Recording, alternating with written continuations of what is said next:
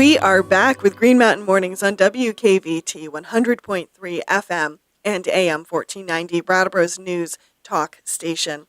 21 degrees out there and 8:21 on this Friday, January 19th.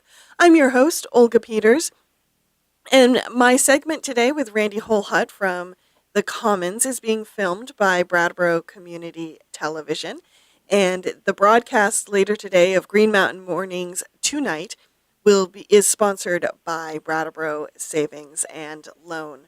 Welcome, Randy Holhut. How are you? Good morning, Olga. Good morning, everyone. Hi, Joyce. Hi, Joyce. We are remembering in this segment a long-time community supporter and mentor and town moderator and big person all around, big-hearted person, Tim O'Connor, who passed away this week. And Randy, you were saying, we were kind of swapping stories, and you were saying you didn't have one story of Tim, that he just kind of washed over you. I don't have one really great Tim story. I remember, how much I enjoyed his retirement party at Tom Costello's back 6 years ago when he finally stepped away from his legal practice after 50 years, and seeing pretty much the whole generation of a couple of generations of the legal profession in Brattleboro, from Tom Salmon and Windham County and Tom Salmon, Lauren Crisp and Chuck Cummings and that whole group. And you think of those people as the people that really built Brattleboro to where it is today. Mm-hmm. And and they spoke about Lauren Crisp, Lauren's father. I'm spacing out on his name there. Luke Crisp, yes. Ah, okay. I never knew. Who was kind of the big kahuna among the lawyers in Brattleboro in the 50s, and was the one who tutored all the young pups who came along, like Chuck Cummings and Tim O'Connor, mm-hmm. Into the intricacies of Vermont law. And he passed, and Tim passed those on to everyone else. Mm-hmm. Those the folkways of the Vermont legal profession, and also just my admiration for Tim for being able to withstand those 12-hour town meetings at the end of his tenure, when the patience that's needed to do that would few people have. Yeah, he always managed to, because I do have a Tim O'Connor story, which I'll share in a moment. But yeah, that's how I knew him the most, is through his work as moderator. And boy, there were some town meetings that got contentious and got long and got heated, and he kind of sailed through it and just kept this sense of calm, and yet was not afraid to tell some folks that they had to be quiet because the older people needed a break because they had to pee, and you needed to show a little respect. And he'd call a 15-minute break. So he always still had this humor and just managed those meetings so well. You can see why he got elected as Speaker of the House, even though his party wasn't in the majority at the time. That's true. He was that respected by both sides of the aisle, and seen as someone who was fair and willing to listen to all sides of an argument and let everyone be heard. That's unprecedented. You can't even imagine that today. That say that the minority party would get the speakership in any chamber, in any place in America. Yeah. Well, and that he could keep things from becoming divisive, as they sometimes become in politics. I don't know if you remember this, Randy, because I think I came onto the Commons about a year before you did. Yes, you did. But my first year at the Commons, every time I showed up at an event to cover it, we were making that transition from, Jeff had taken over as editor, and we were kind of making a transition from what a lot of people called the quote-unquote hippie rag, to a weekly newspaper that tried to serve as much of the community as possible. And I spent probably the first year walking into every event I covered saying, "Hi, I'm Olga Peters, I'm from the Commons." And then the conversation would go basically, "No, that's not the secessionist newspaper. We're a different newspaper. No, I know you didn't like that article, but I didn't write that. That was in the Reformer.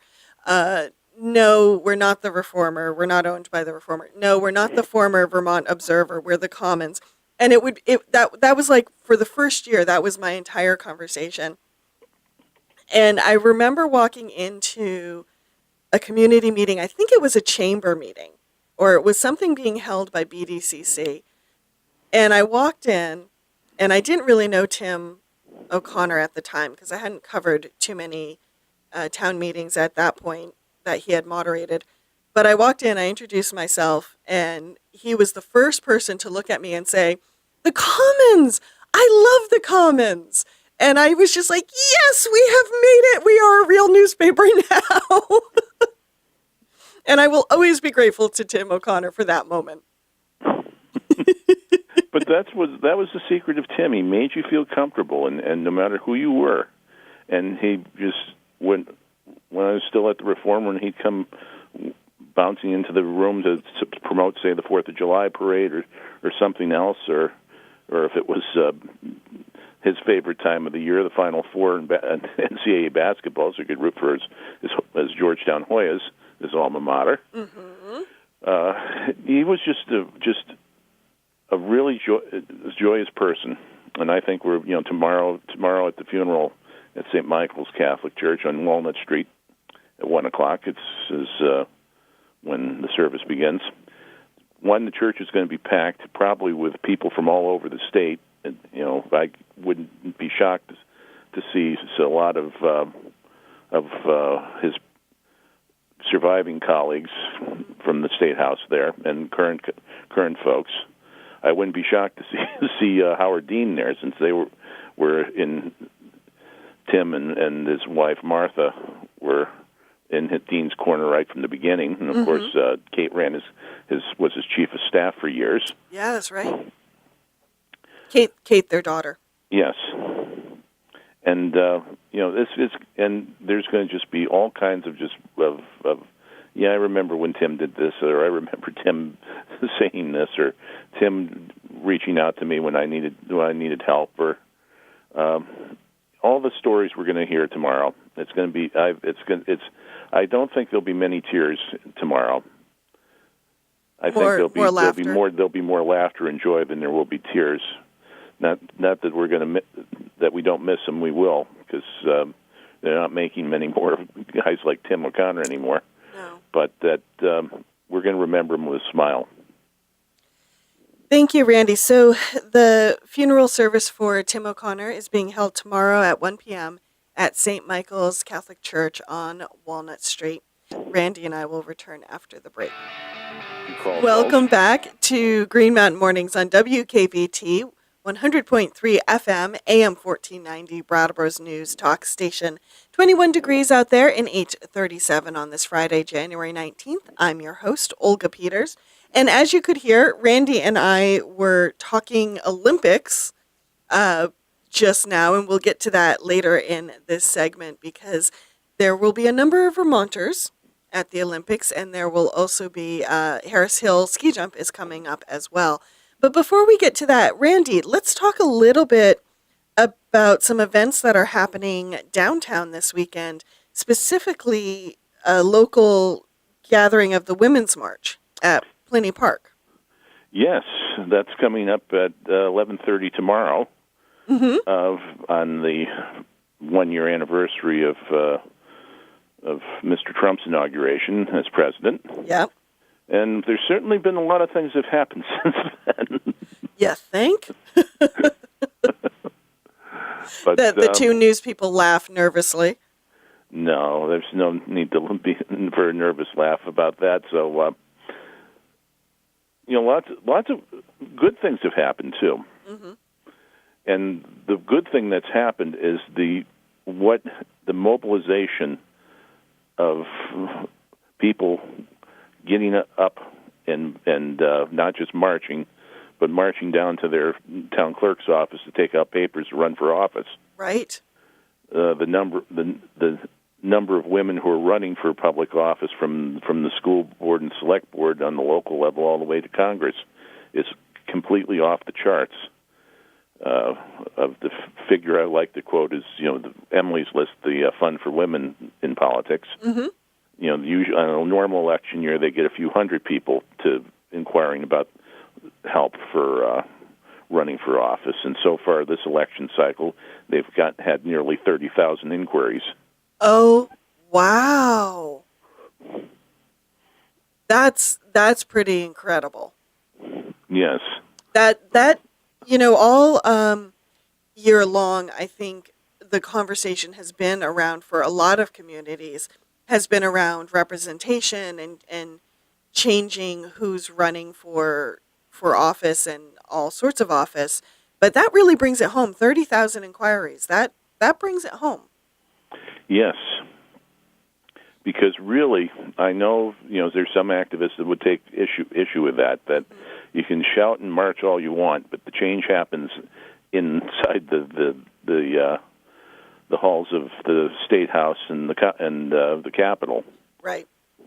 The inspiration may come from the streets, but the consummation of those dreams happens there. And if you don't have your people inside there to make the laws, nothing's going to happen. Right. Policy changes a lot depending on who's got input into it. Yes, as we've seen in the past year. Mm-hmm. So that's pretty much the focus of the events around the country this year.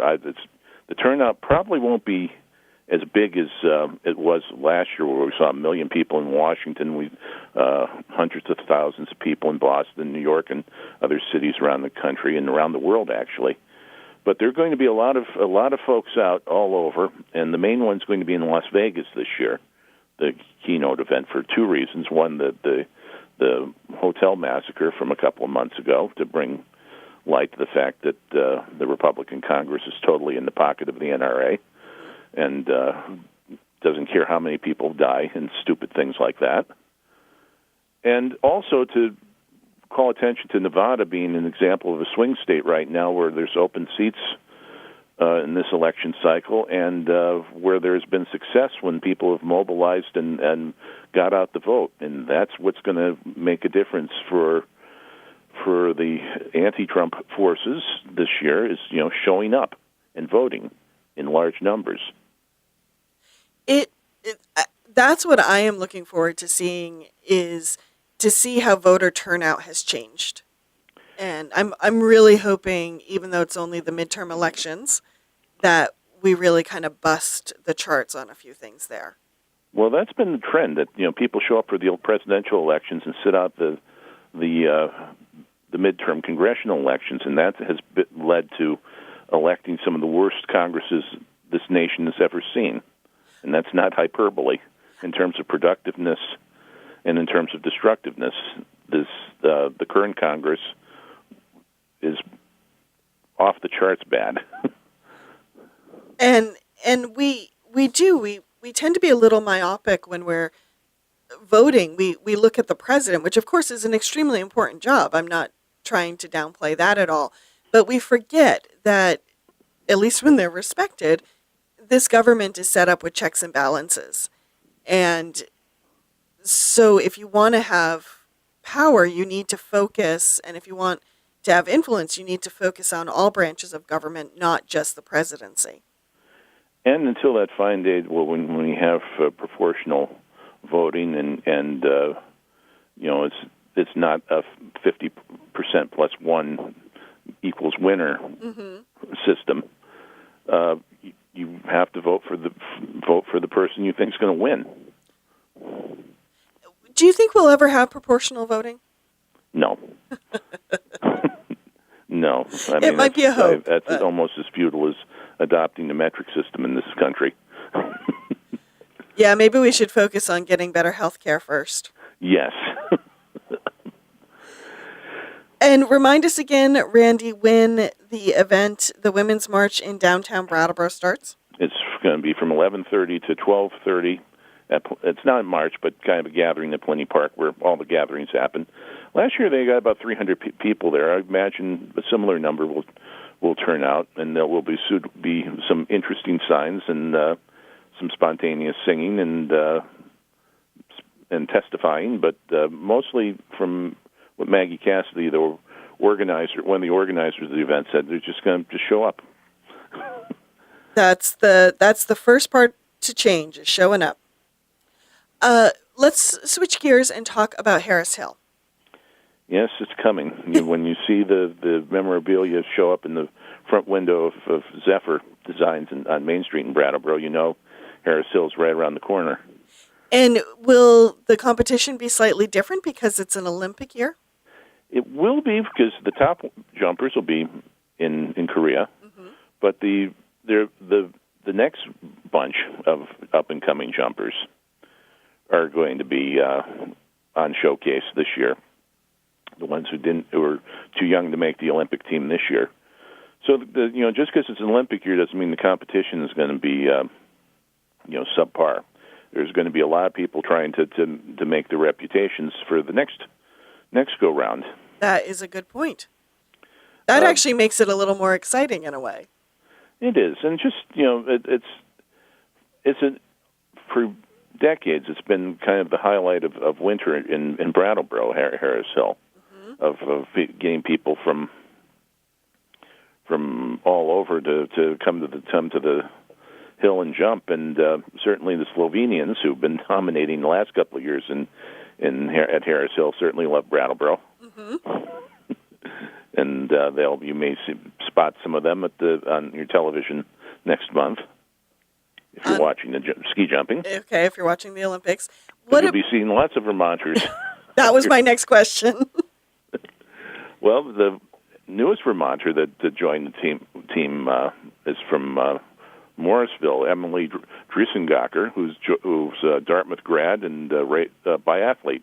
So she just qualified for the U.S. Olympic team to join a relative of the Dunkleys of in the Brattleboro area, Susan Dunkley, who's one of the top biathletes in the world right now and favored to win a medal in that sport, which never has been done before.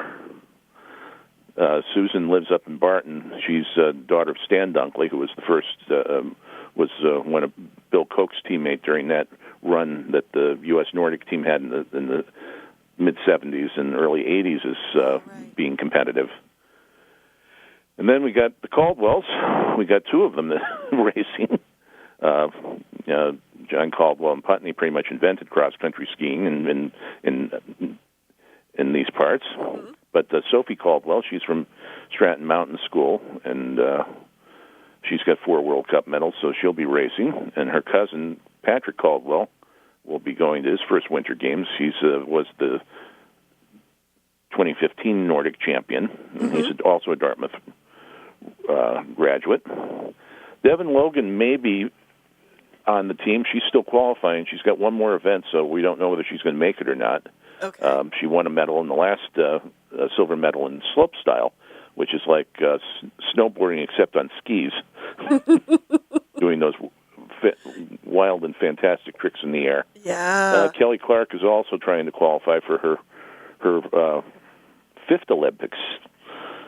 It's hard to imagine that she's been around that long. Yeah. That blows my mind. But she still can compete with the young'uns. Even though she's only went to Burke Academy, we still claim Michaela Schifrin as one of Vermonter. She went to Burke Mountain Academy. Yes. And Lindsay Jacobellis was another Stratton alum. She's made the team, and she's also kind of one of the grand dames of the women's snowboard team at 32. Only in snowboarding can you be considered a grand dame. 32. Hey, own it. But Vermont is well represented. From the best list I have available to me, we got Ryan Cochran Siegel in alpine skiing from Starksboro. We got Nolan Casper, alpine skier from Warren. We got Jesse Diggins and Simi Hamilton, who are Nordic skiers training in Stratton. We got Catherine Ogden, Another Nordic skier from Landgrove. We got Liz Steffen from East Montpelier, another Nordic skier. Ida Sargent, another Nordic skier from Barton. We have a skeleton sledder.